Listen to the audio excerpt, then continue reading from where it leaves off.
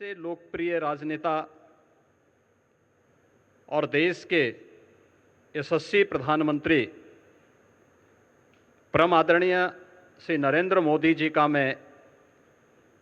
उत्तर प्रदेश के नागरिकों की ओर से हृदय से स्वागत करता हूं, अभिनंदन करता हूं।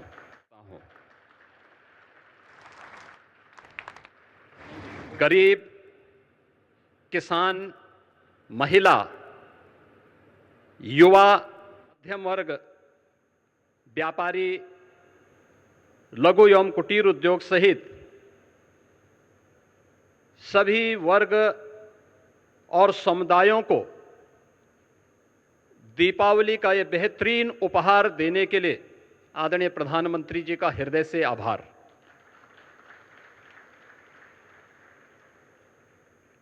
अपैरल और टेक्सटाइल, लेदर उत्पाद, हस्तशिल्प और कारपेट्स में उत्तर प्रदेश देश में शीर्ष स्थान पर है। बदलते वैश्विक आर्थिक परिवेश की चुनौतियों का सफलतापूर्वक सामना करने के लिए आदरणीय प्रधानमंत्री जी ने जीएसटी रिफॉर्म्स के माध्यम से एक बहुत ही महत्वपूर्ण और क्रांतिकारी कदम उठाया है। इसके लिए हम सब उत्तर प्रदेशवासी उनका हृदय से आभार व्यक्त करते हैं। हम सब इस बात को जानते हैं कि वन नेशन वन टैक्स जुलाई 2017 में लागू हुआ था। टैक्स के अलग अलग जो रूप थे, जो न केवल एक व्यापारी को बल्कि एक उपभोक्ता को भी न केवल परेशान करते थे बल्कि भारी उलझन में डालते थे। 2017 में उठाए गए उन कदमों के उपरांत उस समय जो 4 स्लैब्स थे, उनमें मुख्य रूप से 2 स्लैब्स ही अब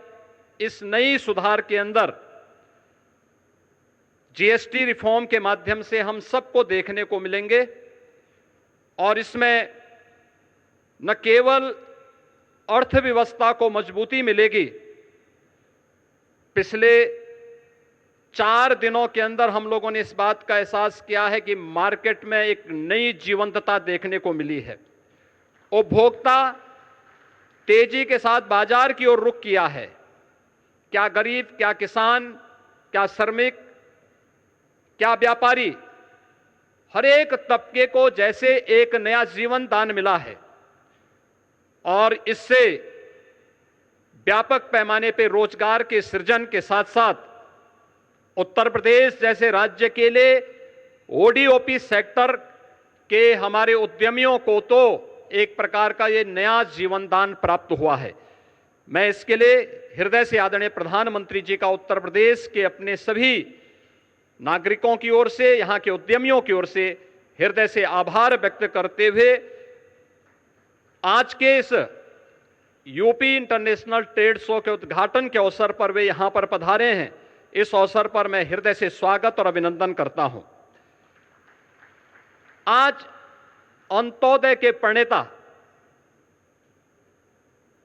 सरदेव पंडित दीनदयाल उपाध्याय जी की पावन जयंती भी है। उन्होंने अंतिम पायदान पर बैठे हुए व्यक्ति के बारे में आज से 70 वर्ष पहले एक नया चिंतन दिया था और अंत्योदय को राष्ट्रोदय में बदलने का आदरणीय प्रधानमंत्री जी की प्रेरणा से ये यूपी इंटरनेशनल ट्रेड शो एक विशिष्ट अवसर है। ये विशिष्ट अवसर केवल एक ट्रेड शो का नहीं बल्कि वर्तमान की उन आर्थिक चुनौतियों का सामना करने के साथ ही आत्मनिर्भर भारत के स्वदेशी मॉडल का और make in India, make for the world के उस प्रधानमंत्री जी के विजन का एक स्वरूप है जिसका आज उद्घाटन करने के लिए स्वयं आदरणीय प्रधानमंत्री जी आज इस समारोह में पधारे हैं। मैं इस यूपी इंटरनेशनल ट्रेड शो आयोजन समिति की ओर से इस पूरे समारोह में उनका हृदय से स्वागत करता हूं। यूपी इंटरनेशनल ट्रेड शो का यह तीसरा संस्करण है और मुझे बताते हुए प्रसन्नता है कि इस समारोह में 80 देशों के 550 से अधिक बायर्स भी भाग ले रहे हैं और इसमें 2250 से अधिक एग्जीबिटर्स उत्तर प्रदेश के सभी 75 जनपदों से सहभागी बनकर के ब्रांड यूपी का उत्सव पिछले 8-8.5 वर्ष में आदरणीय प्रधानमंत्री जी के मार्गदर्शन में उत्तर प्रदेश में आई औद्योगिक क्रांति, परंपरागत उद्यम को फिर से दिया गया जीवन दान, उत्तर प्रदेश की समृद्ध सांस्कृतिक विरासत और सामाजिक विविधता को भी यह ट्रेड शो यहां पर प्रतिबिंबित कर रहा है। उत्तर प्रदेश राज्य को देश और दुनिया के सामने शोकेस करने का यह एक बेहतरीन प्लेटफॉर्म हम सबको प्राप्त हुआ है। इसमें जो प्रधानमंत्री जी ने आज से 10 वर्ष पहले देश के युवाओं के लिए कहा था कि भारत के युवा को अब जॉब सीकर नहीं बल्कि जॉब क्रिएटर बनना होगा, उनकी स्टार्टअप की योजना, प्रधानमंत्री स्टैंडअप की योजना, युवाओं के लिए पीएम इंटर्नशिप की जैसी स्कीम और भी ऐसी बेहतरीन योजनाएं आज हम सब के लिए एक बैकबोन का काम की है और उसी का परिणाम है कि आज उत्तर प्रदेश में हम लोगों ने सीएम युवा उद्यमी स्कीम के माध्यम से भी इन युवाओं को नया उद्यमी बनने के लिए की दिशा में कदम उठाया है। और मुझे बताते हुए प्रसन्नता है कि पिछले 1 वर्ष से भी कम समय में यानी 24 जनवरी को उत्तर प्रदेश स्थापना दिवस के अवसर पर हम लोगों ने इस स्कीम को लागू किया था और अब तक 90,000 से अधिक युवा उद्यमी उत्तर प्रदेश के अंदर इस स्कीम का लाभ ले चुके हैं। अंतिम उद्यम पंक्ति में खड़े अंतिम हुनरमंद कारीगर और हस्तशिल्पी के उत्थान के लिए अत्यंत संवेदनशील आदरणीय प्रधानमंत्री जी ने परंपरागत कारीगरों और हस्तशिल्पियों को पीएम विश्वकर्मा योजना उपहार में दी है। इसमें परंपरागत जो हमारे हस्तशिल्पी हैं, कारीगर हैं, उनका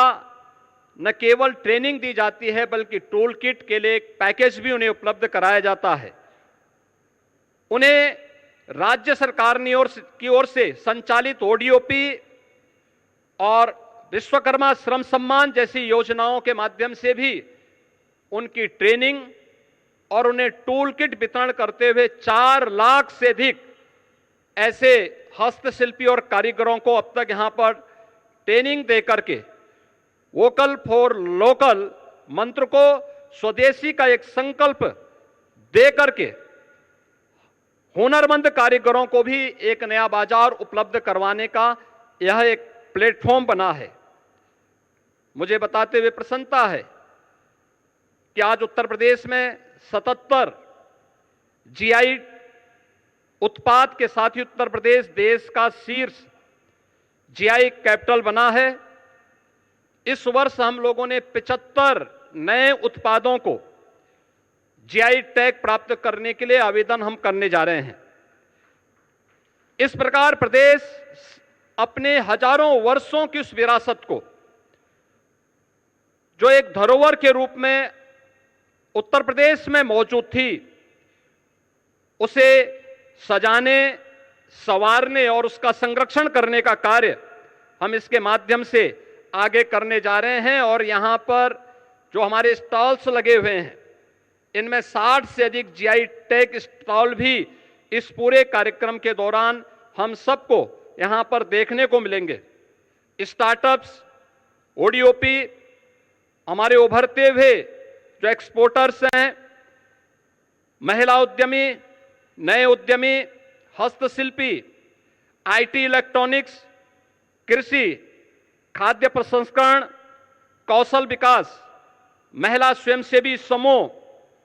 वन और पर्यावरण विभाग के अपने विभिन्न उत्पाद भी और उनके द्वारा किए गए प्रयास भी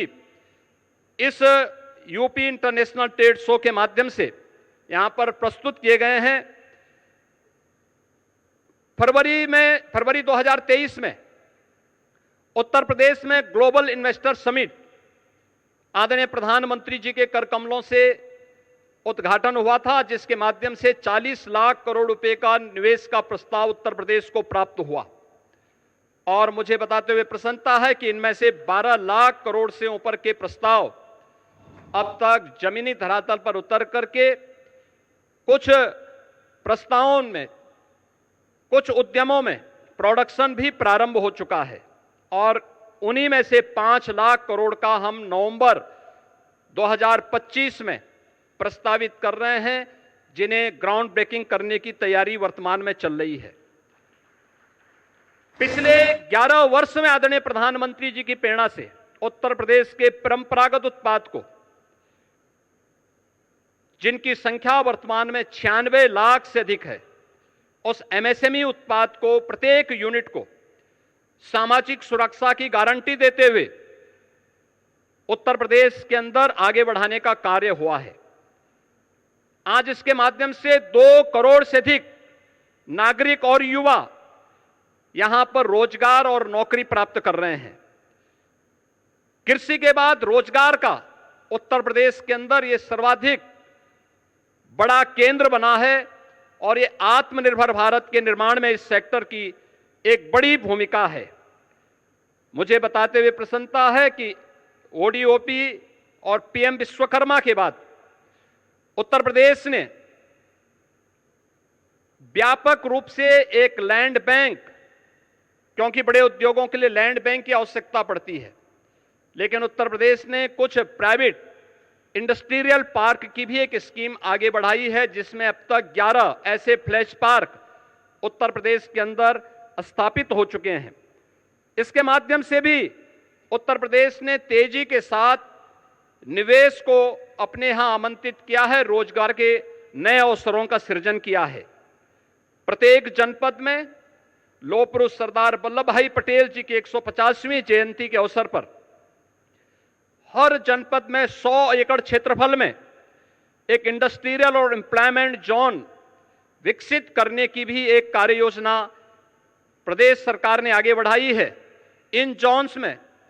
स्वरोजगार और वैश्य रोजगार से संबंधित सभी विभागों, एमएसएमई, स्किल डेवलपमेंट, खादी और ग्रामोद्योग तथा बैंकों को भी उनके कार्यालय स्थापित करने और श्रम और सेवायोजन के कार्यालय को भी यहीं पर स्थापित करने की एक योजना है। उत्तर प्रदेश का जो भी युवा उद्यमी अपना उद्यम स्थापित करना चाहता है या कोई रोजगार का इच्छुक युवा होगा, यह इंडस्ट्रियल और एम्प्लॉयमेंट जोन ही उसके स्किल डेवलपमेंट के साथ ही उसे रोजगार और उसको उद्यम स्थापित करने में वहां पर मदद देगा। आज उत्तर प्रदेश आईटी, सेमीकंडक्टर या इलेक्ट्रॉनिक्स मैन्युफैक्चरिंग का एक ग्लोबल हब बन रहा है। देश की मोबाइल फोन मैन्युफैक्चरिंग का 55% मोबाइल कंपोनेंट मैन्युफैक्चरिंग में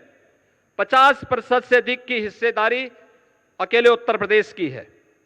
सेमीकंडक्टर क्षेत्र की देश विदेश की अग्रणी कंपनियां प्रदेश में निवेश कर रही हैं और इस क्षेत्र के महत्व को देखते हुए प्रदेश सरकार ने आईटी क्षेत्र को भी आज इंडस्ट्री का दर्जा प्रदान किया है। आज उत्तर प्रदेश में आदरणीय प्रधानमंत्री जी की प्रेरणा से रोड, एयर, रेल और वाटर कनेक्टिविटी में यह एक अग्रणी स्थान में आया है। प्रदेश में निवेश का एक आकर्षक डेस्टिनेशन बना है और प्रदेश में कानून व्यवस्था की चुस्त दुरुस्त स्थिति है। दूसरे देशों पर निर्भरता को कम करना और स्वदेशी साधनों का बेहतर उपयोग आदरणीय प्रधानमंत्री जी का आह्वान है।